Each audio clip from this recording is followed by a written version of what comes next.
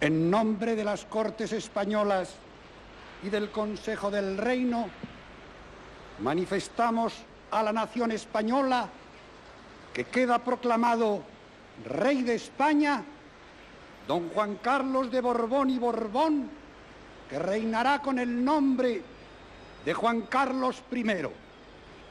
Señores procuradores, desde la emoción en el recuerdo a Franco, ¡viva el rey! ¡Viva! ¡Viva España! ¡Viva!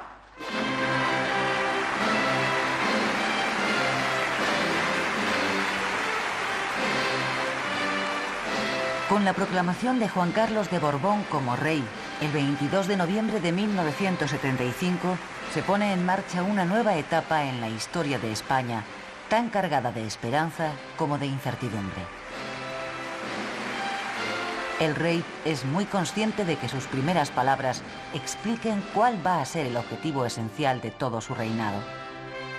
El mensaje más importante, aparte de hablar en nuestro, era transmitirle al pueblo español, sobre todo pensando en una transición en que yo quería ser el rey de todos los españoles.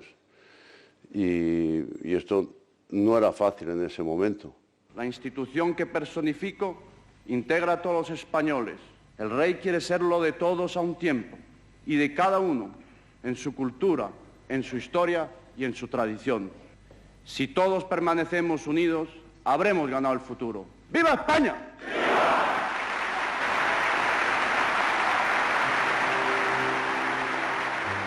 Don Juan Carlos no ignora que la consolidación de la monarquía en España, en ese momento de la historia, después de que el país haya vivido 5 años en la República, 3 en guerra civil y 35 bajo la dictadura franquista, no va a ser una tarea fácil.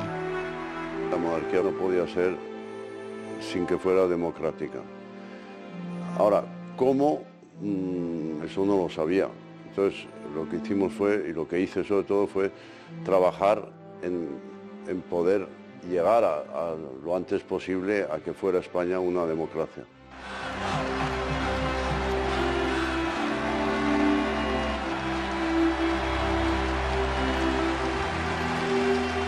Para conseguir llevar al país hacia las libertades desde la legalidad franquista, el nuevo rey de España tiene por delante una tarea ingente y sumamente delicada. Se enfrenta además a una dificultad añadida. Don Juan Carlos de Borbón cuenta con escasísimos apoyos dentro del país.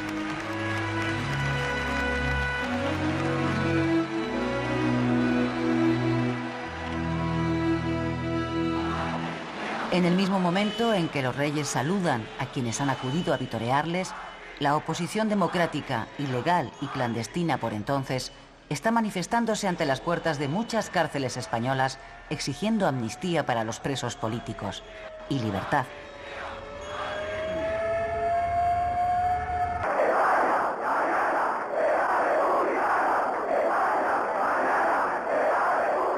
La izquierda acoge al nuevo rey, al que han apodado Juan Carlos el Breve, con abierta hostilidad.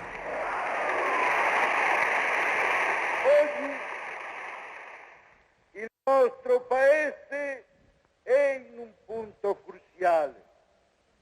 Morto Franco, è stato incoronato re Juan Carlos I.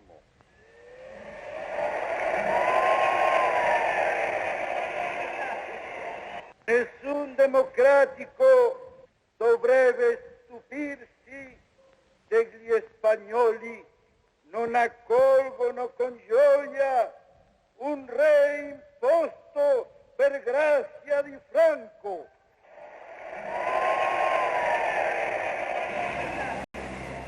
Tampoco el nuevo líder socialista, Felipe González, cree en los propósitos democratizadores sobre la base de la reforma de la legislación franquista que alberga el rey. Me parece difícil porque las instituciones actuales tienen una difícil transformación como no sea sobre la base de un cambio radical, lo cual no quiere decir de ninguna manera de un cambio violento.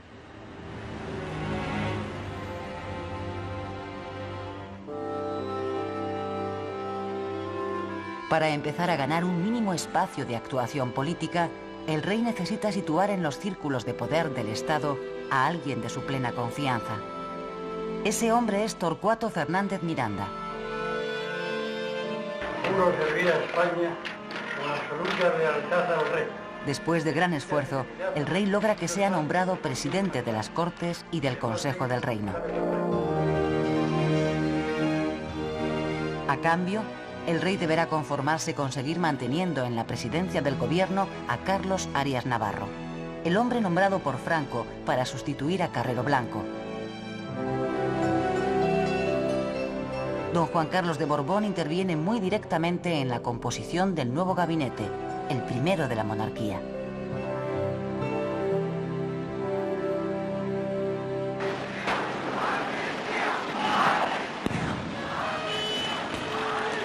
Con la restauración de la monarquía, la oposición de izquierdas incrementa su presión política en la calle para reclamar una ruptura total con el viejo régimen y un gobierno de concentración que convoque elecciones constituyentes.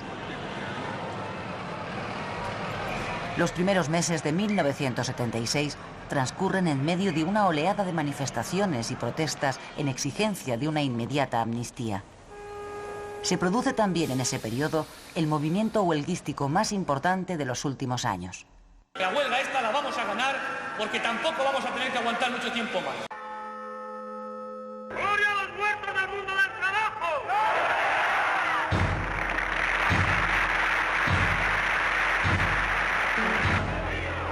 5 trabajadores muertos por disparos de la policía es el saldo de los enfrentamientos que se producen en Vitoria el 3 de marzo de 1976, después de 3 meses de huelgas.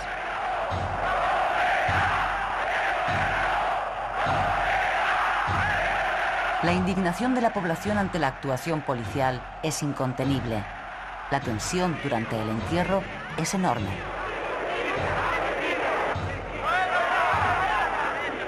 Las consecuencias políticas de los trágicos incidentes revierten sobre el gobierno presidido por Carlos Arias, a quien se acusa de ser incapaz de canalizar las aspiraciones ciudadanas de democracia y de libertad.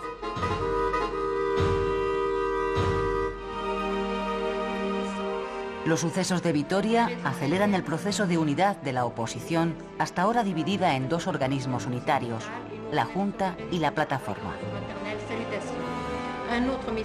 El 26 de marzo se presenta a la prensa el nuevo órgano de oposición que recibe el nombre de Coordinación Democrática, a la que se suman todos los partidos antifranquistas. Popularmente será más conocida como la Platajunta. La Platajunta reclama la ruptura democrática con el pasado y la apertura de un proceso constituyente como única vía para alcanzar la democracia.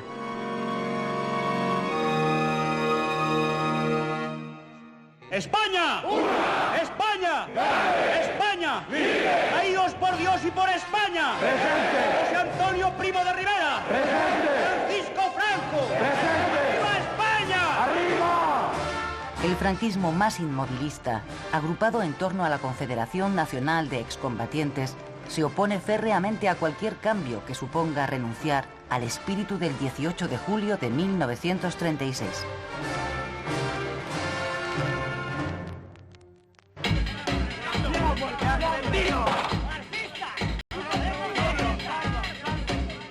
Dos muertos y 4 heridos.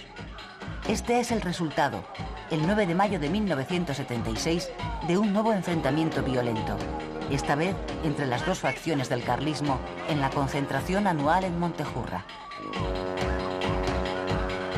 El suceso acaba salpicando a varios ministros y golpea de nuevo al gobierno de Arias Navarro, que aparece definitivamente ante la opinión pública como alguien incapaz de llevar adelante la transformación política que el país necesita.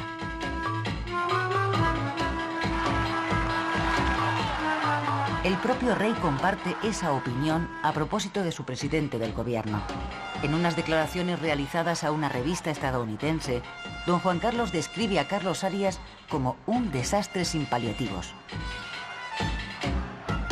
Para entonces el rey tiene ya en mente el nombre del futuro presidente, Adolfo Suárez, ministro secretario general del movimiento del gobierno de Arias.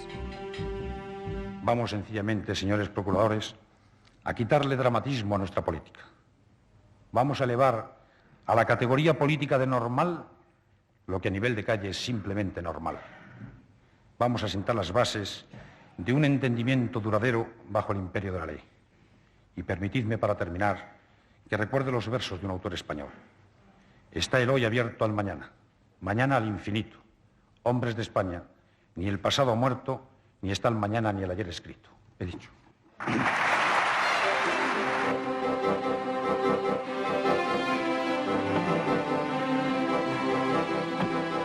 El 5 de julio de 1976, Adolfo Suárez acude a la Zarzuela para jurar su cargo como nuevo presidente del gobierno. El rey ha podido por fin, después de obtener la dimisión de Arias, nombrar a un presidente elegido por él. El nombramiento de Adolfo Suárez causa sorpresa general. Las críticas a la decisión del rey son casi unánimes. Tanto la clase política como los medios de comunicación consideran que Suárez carece de categoría política para emprender las reformas que el país necesita. La opinión general es que don Juan Carlos ha asumido un gran riesgo con este nombramiento. En ese momento se produce una apuesta en favor mío, y es una apuesta del rey. Y yo soy consciente de que el rey se juega, quizás con ese nombramiento mío, se juega casi el reinado. Soy plenamente consciente de ello. Los miembros del gobierno de Suárez son igualmente muy mal recibidos por la opinión pública, pero el rey, que confía en que este sea el gobierno que conduzca al país hacia las libertades democráticas, decide apoyarlo públicamente, presidiendo el primer Consejo de Ministros del nuevo gabinete.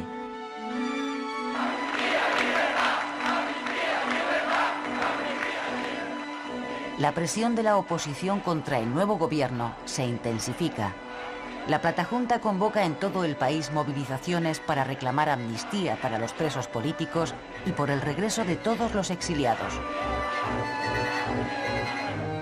El gobierno de Adolfo Suárez llega a La Coruña, donde se va a celebrar un trascendental Consejo de Ministros presidido por segunda vez por el rey. En este consejo se aprueba una amplia amnistía que afecta a todos los delitos de intencionalidad política, aunque deja fuera los delitos de sangre.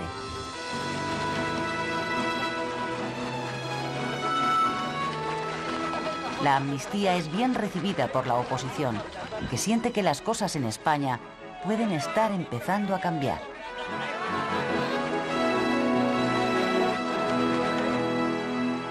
Se va a proceder a la votación. Don Antonio Barroso Sánchez Guerra.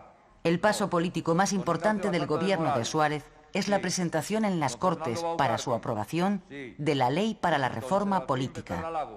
Su autor principal es Torcuato Fernández Miranda.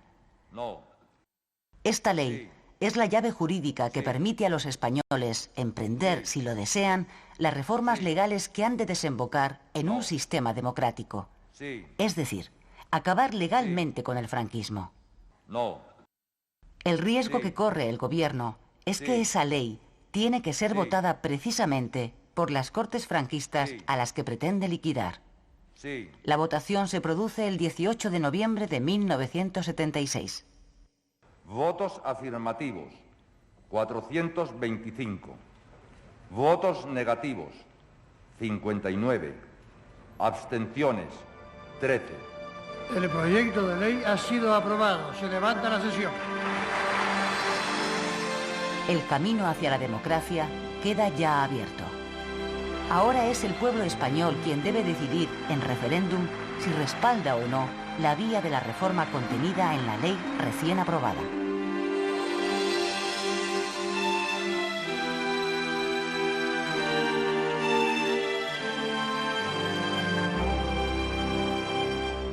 Habla, pueblo, habla. Este es el momento. No escuches a quien diga que guarde silencio. La participación en el referéndum es muy alta, un 77,4% del censo. La ley para la reforma política es aprobada por el 94,2% de los votantes. La ultraderecha, que ha defendido el no, apenas supera el 2%. El resultado es un éxito para el gobierno y para el propio rey, que ha respaldado plenamente el proyecto reformista del gobierno Suárez.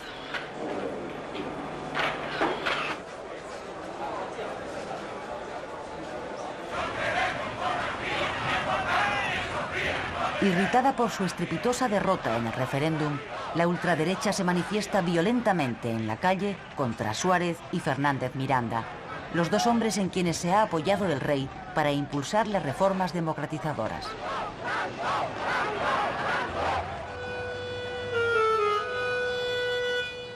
Santiago Carrillo, líder del PC, que lleva casi un año viviendo clandestinamente en España, es detenido por la policía en Madrid en vísperas de Navidad. La detención provoca intensas protestas en la calle por parte de los militantes comunistas pidiendo su inmediata puesta en libertad.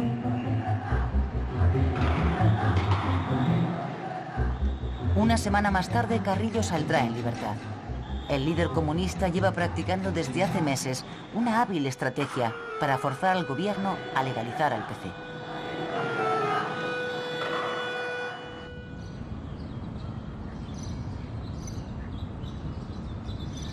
El presidente de gobierno, Adolfo Suárez, es consciente de que sin el acuerdo básico de la oposición, el proceso político emprendido será inviable. Por eso inicia, después de haber ganado el referéndum, las negociaciones oficiales con la oposición democrática.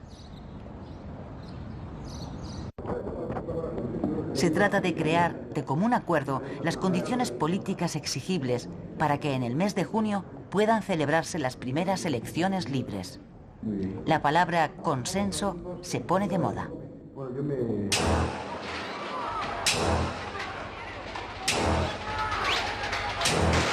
Todos los esfuerzos del gobierno están a punto de naufragar en el mes de enero de 1977, el mes más sangriento del proceso de transición.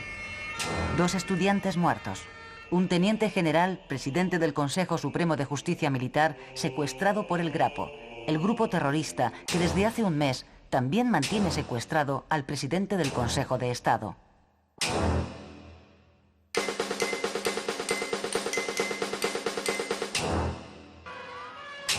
Cinco asesinados en una matanza llevada a cabo por terroristas de ultraderecha contra un despacho de abogados del Partido Comunista. Y 2 miembros de la Policía Armada y un guardia civil asesinados a tiros por terroristas del Grapo.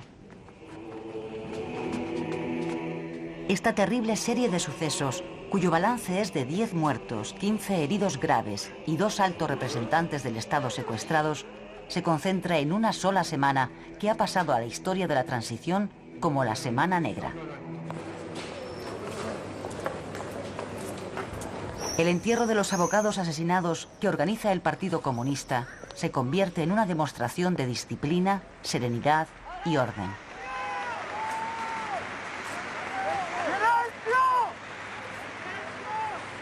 Los comunistas, que siguen presionando en favor de su legalización, demuestran con este acto su voluntad de colaboración con el gobierno en pro del proceso político emprendido.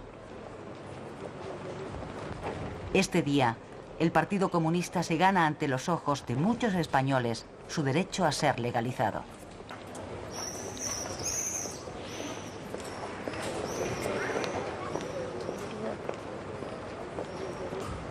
¡Nos ha matado el gobierno! ¡Gobierno de división! ¡Traidores! ¡Y Franco le bateo la cabeza! Todo lo contrario ocurre en las honras fúnebres por los policías y el guardia civil asesinados por el Grapo.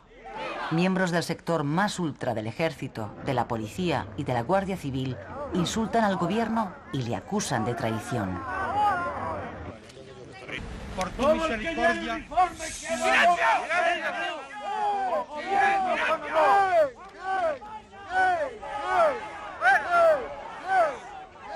Encima de la disciplina está el honor.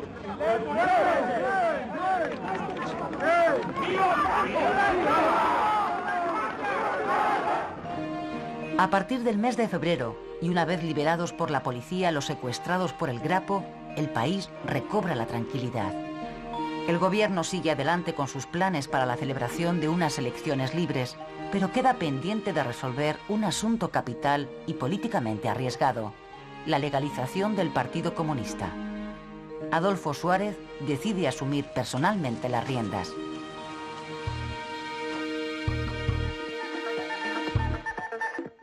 Señoras y señores, hace unos momentos, fuentes autorizadas del Ministerio de la Gobernación han confirmado que el Partido Comunista... que el Partido Comunista de España ha quedado legalizado e inscrito en el... El 9 de abril, en plena Semana Santa, el gobierno legaliza al Partido Comunista. El impacto de la noticia es enorme. La reacción de la población es de cautela.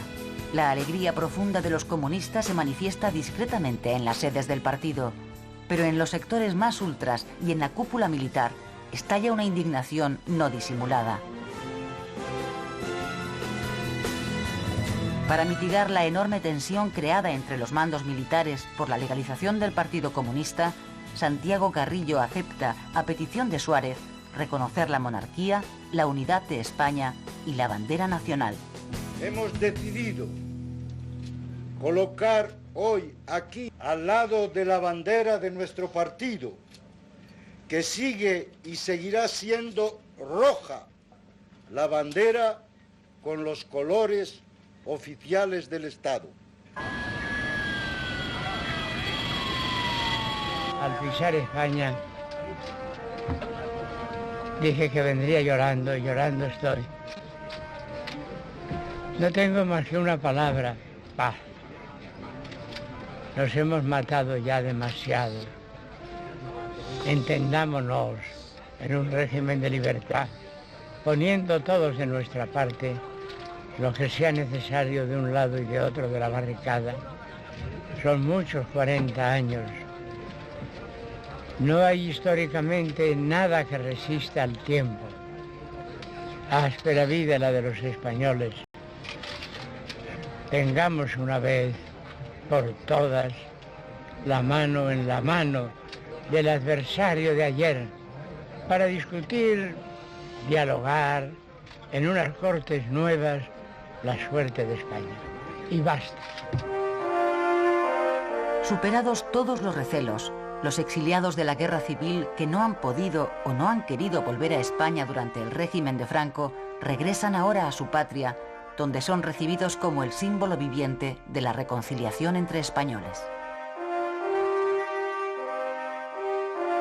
Por su parte, el padre del rey, don Juan de Borbón, exiliado en Portugal, cede a su hijo, don Juan Carlos, los derechos dinásticos de la monarquía española. Con la cesión de los derechos, don Juan Carlos pasa a ser no solo el rey designado por Franco, sino el rey legítimo de la dinastía Borbón. Majestad, por España, todo por España. ¡Viva España! ¡Viva el rey! Después de casi 40 años de obligado silencio, acudid esta mañana a las 12 al Cine Ideal a escuchar las alternativas políticas que nos ofrecerán los candidatos al Congreso de... Las primeras elecciones democráticas se convocan para el 15 de junio de 1977. Estas son las primeras elecciones libres que se celebran en España desde febrero de 1936. Para la inmensa mayoría de los españoles, esta va a ser la primera vez que pueden votar en libertad. El país ha conseguido en poco más de año y medio salir de un régimen autoritario y sentar las bases de una democracia de hecho en la que el pueblo recupera su soberanía. Son casi 600 los partidos que concurren a las urnas. Las elecciones las gana la coalición centrista UCD, liderada por el presidente de gobierno Adolfo Suárez. Le sigue el Partido Socialista Obrero Español. A gran distancia de ambos, el Partido Comunista y Alianza Popular. Después, las formaciones nacionalistas. Los partidos extremistas no obtienen representación parlamentaria. Los españoles han votado moderación. El primer tramo de la transición política a la democracia se cierra el 22 de julio de 1977, cuando las nuevas Cortes Democráticas celebran su primera sesión solemne. En ella se sientan diputados de la izquierda y de la derecha, representantes de las dos Españas hasta entonces separadas y ahora unidas en una tarea común. Este solemne acto de hoy tiene una significación histórica muy concreta: el reconocimiento de la soberanía del pueblo español. camino recorrido hasta el día de hoy no ha sido ni fácil ni sencillo, pero ha resultado posible por la sensata madurez del pueblo español. Entre todos hemos construido los cimientos de una estructura sólida para la convivencia en libertad, justicia y paz.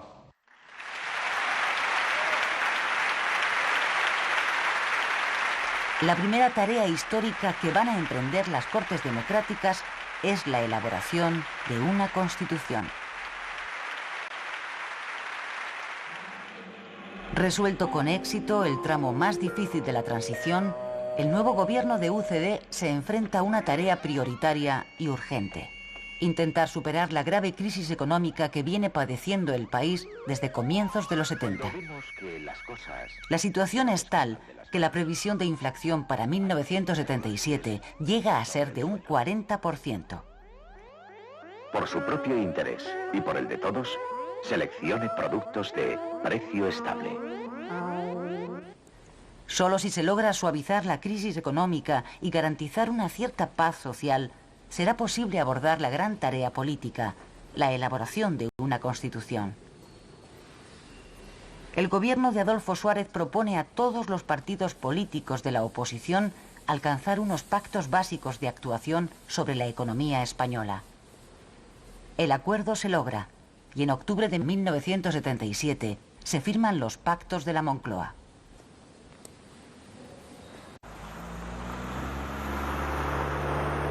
En el mes de septiembre, el gobierno da el primer paso en el reconocimiento de la reclamación de autonomía en algunas regiones españolas. Josep Terradellas, el hombre que encarna la Generalitat de Cataluña, regresa a Barcelona tras 40 años de exilio, como presidente de esta Generalitat de nuevo reconocida y aceptada. Ciutadans de Catalunya, ja sóc aquí. 2 meses más tarde se constituirá el Consejo General Vasco, órgano provisional de autogobierno.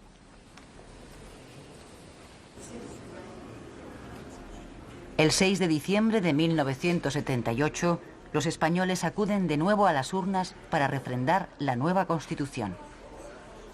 Esta es la primera Constitución de la historia de España que se aprueba con el acuerdo de todos los partidos con representación en el Parlamento.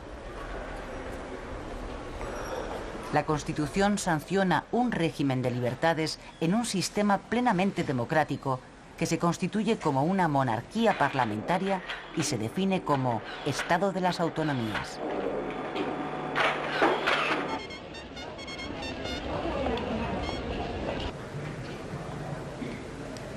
Con la promulgación de la Constitución por el rey, se cierra la transición política desde un régimen autoritario a una democracia parlamentaria. Han sido 3 años difíciles y muy intensos que los españoles han recorrido con gran esfuerzo, pero en paz